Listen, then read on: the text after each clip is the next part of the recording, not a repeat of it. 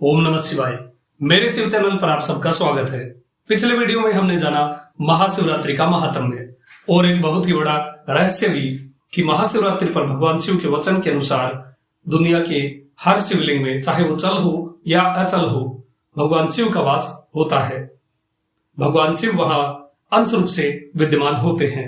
पिछले वीडियो में मैंने आपको एक बात बताई थी कि मैं आपको एक ऐसा तरीका बताने वाला हूं जिससे आपके हृदय में भगवान शिव और मां पार्वती अवश्य आएंगे।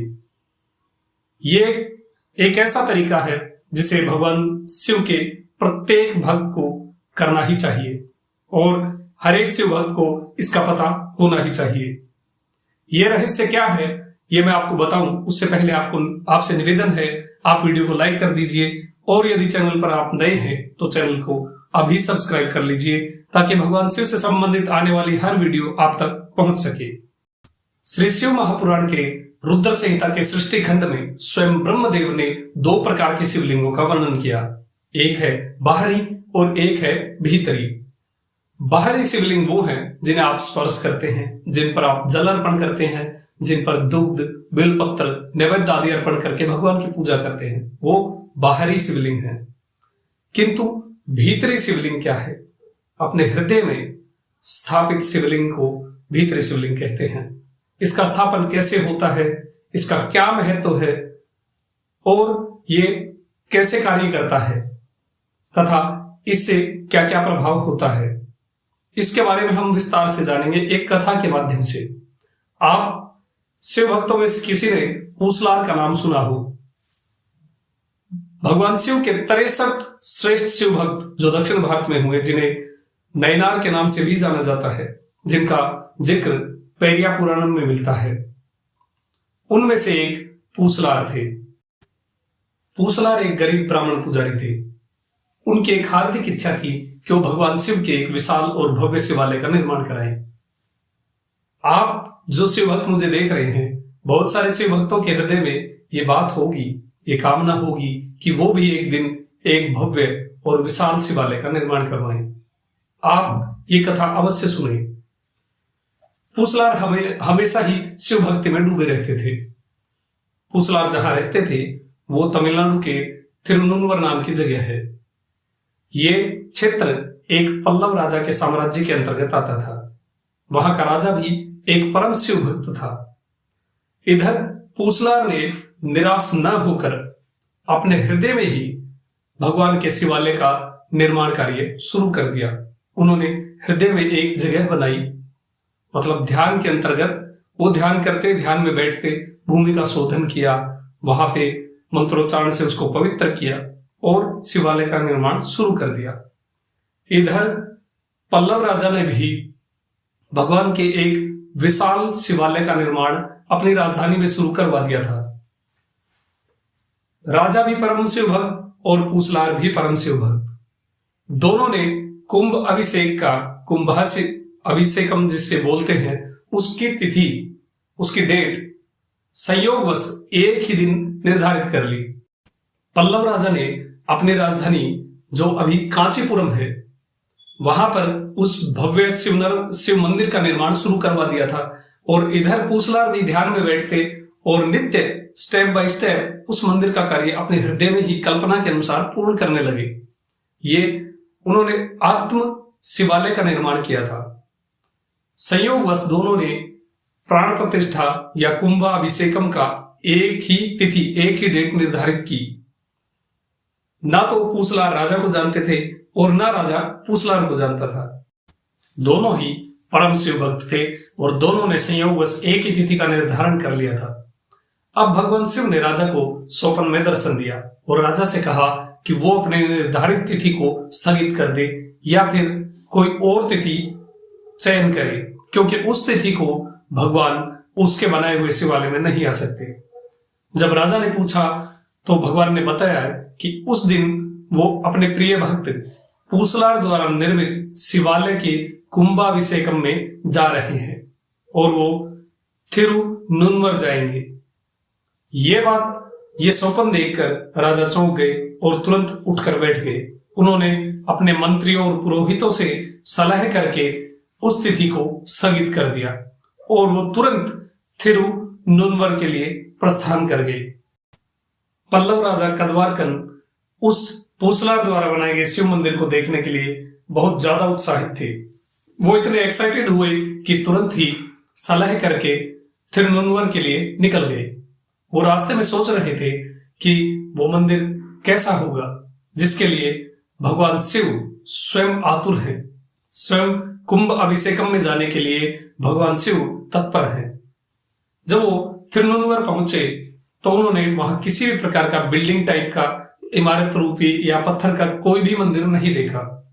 उन्होंने आसपास में पता किया और पता करके वो पूसलार की कुटिया में पहुंचे। राजा को जानकर पूसलार चौंक गए और राजा का स्वागत किया। राजा ने स्वप्न में शिव द्वारा दिए गए संदेश के बारे में पूसलार को बताया तो पूसलार ने यह स्वीकार किया, परंतु उन्होंने कहा कि वो मंदिर कहीं और नहीं है, वो मेरे हृदय में है। पूसलार की बात सुनकर राजा चौंक गए। उन्होंने पूसलार को प्रणाम किया और उनकी पूजा करी। निश्चित तिथि पर, निश्चित दिन पर पूसलार ने अपने मन में बनाए हुए उस भव्य शिव मंदिर का कुंभाभिषेकम किया। पूसलार ने मृत्यु पर्यंत उस अपने हृदय में बनाए हुए मंदिर में उस शिवलिंग की पूजा करी, भगवान की सदैव पूजा करी और अंत में उन्होंने भक्ति के चरम पद को पाया। आज पूसलार की भगवान शिव के दक्षिण भारत के 63 शिव भक्तों में गिनती होती है। कहते हैं पूसलार ने कैलाश को प्राप्त किया। पल्लव राजा कदवारकन की पहचान पेरिया पुराणम ग्रंथ में राजा नरसिंह वर्मन द्वितीय के रूप में की जाती है। कांचीपुरम में जो कैलाशनाथ मंदिर है वही वो मंदिर है जिसका निर्माण राजा ने करवाया था। तो ये थी महिमा हृदय में स्थापित शिव की, हृदय में स्थापित शिवालय की, हृदय में स्थापित शिवलिंग की। इसलिए सबसे बेस्ट जो पूजा कही जाती है वो मानसिक पूजा कही जाती है, क्योंकि जब आप मानसिक पूजा करते हैं तो आपका पूरा पूरा ध्यान मन के अंतर्गत केवल भगवान में ही लगा रहता है। बाह्य पूजा में आपका ध्यान भटक सकता है, किंतु मन में जब आप पूजा करते हैं, हृदय के अंदर ही जब आप भगवान की पूजा करते हैं तो आपका मन सीधा भगवान में ही लगेगा और भगवान की पूजा में ही लगेगा। वस्तुओं की अपेक्षा आपका मन महत्व रखता है, आपके भाव महत्व रखते हैं। अब आप बाह्य पूजा करते हुए फोन अटेंड करते हैं, किसी को कुछ कहते हैं, मन में क्या सोचते हैं, उससे वो भाव नहीं बन पाता है। जब आप मानसिक पूजा करते हैं तो आपको मन को नियंत्रण करना ही पड़ता है और मन को पूरा का पूरा भगवान में लगाना ही पड़ता है। तो अब आपको करना क्या है, आपको अपने हृदय में एक प्यारा सा शिवलिंग स्थापित करना है। मन से कोई भी शिवलिंग का आकार प्रकार आप सोच लीजिए, वही आपको स्थापित करना है और नित्य प्रति नियम बना लीजिए, आपको उसकी पूजा करनी ही है। जब वो लिंग आपके हृदय में स्थापित होगा तो सोचिए, भगवान शिव ने कहा था कि वो शिवरात्रि पर दुनिया की हर शिवलिंग, चाहे वो चल हो या अचल हो, उसमें अंश रूप से विद्यमान होंगे।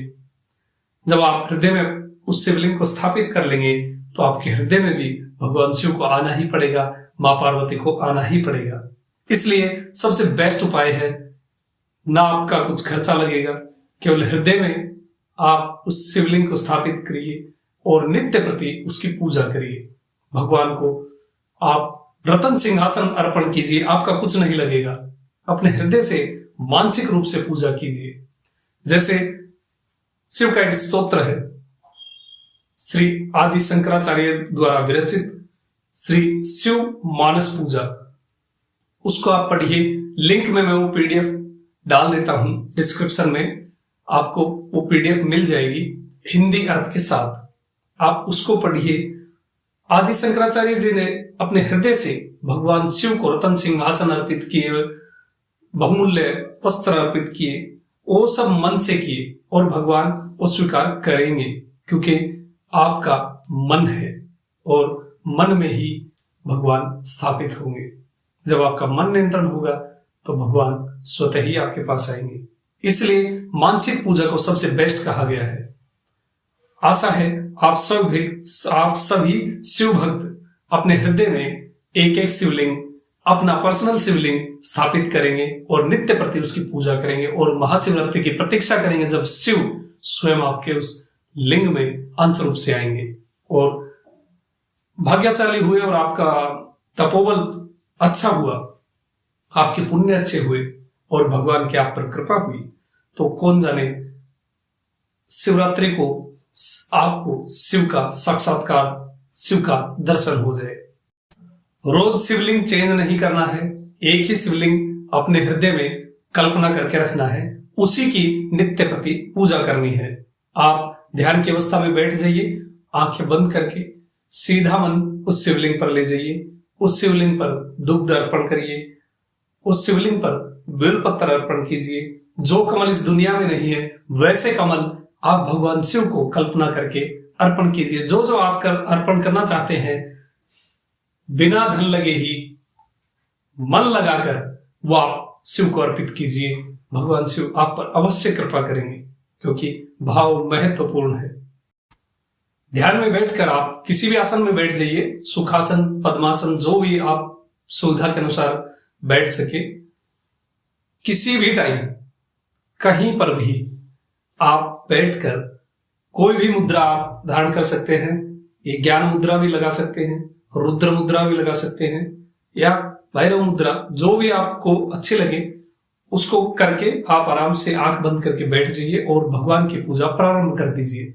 दुनिया को छोड़िए, वो समय आपका है, वो शिवलिंग आपका है, वो भगवान आपके हैं। इसलिए सदैव मानसिक पूजा को ज्यादा महत्व दीजिएगा। बाह्य पूजा भी नहीं भूलनी है, क्योंकि वहां भी भगवान है, आपके अंदर भी भगवान है। इसलिए मानसिक और बाहरी दोनों पूजाएं करते रहना है, लेकिन मानसिक से मैं आशा करता हूं भगवान आपके हृदय रूपी लिंग में प्रवेश अवश्य करेंगे। वीडियो अच्छी लगी हो तो वीडियो को लाइक करें, कमेंट में ओम नमः शिवाय लिखें। आपका दिन शुभ हो, महादेव कृपा करें। ओम नमः शिवाय।